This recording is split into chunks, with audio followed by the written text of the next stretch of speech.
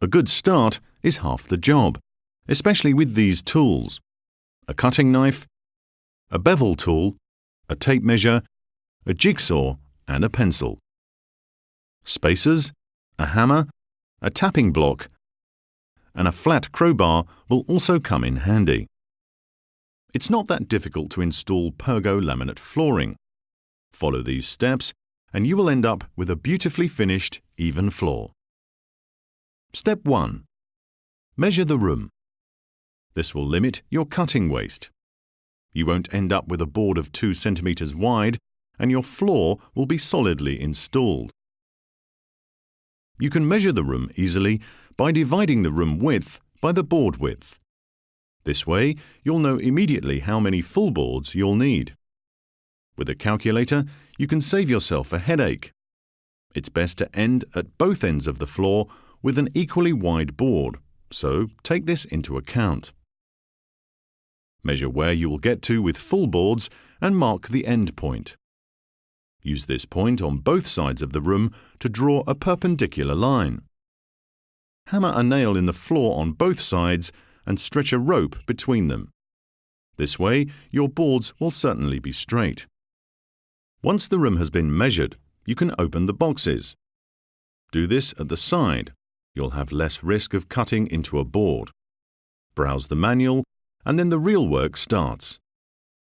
Professional tip: a wall is not always completely straight or taut, so it's best not to use it as a guideline. That's the reason why you don't place the first row of boards against the wall, but start away from it.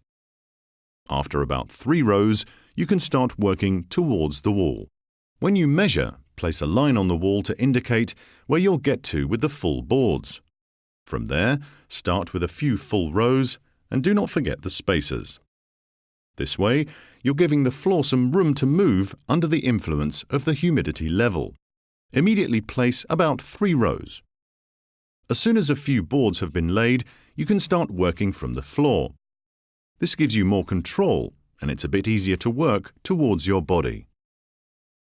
Professional tip: start your new row with the remainder of your previous row. This way, your boards will be divided a bit better instead of all just next to each other. And bear in mind that the space between 2 joints of adjacent boards has to be at least 30 centimeters. You have about 3 rows ready. Time to saw the board against the wall to size. Place a new board on the last full board of the floor. Use a piece of surplus board to draw a sawing line on that board. Then you don't have to measure everything. Professional tip: cut a groove into the piece of surplus board to keep your pencil in. It makes things smoother. Use the jigsaw to saw the last board to width and click them in the floor. Connect well with the crowbar and put the spacers in between.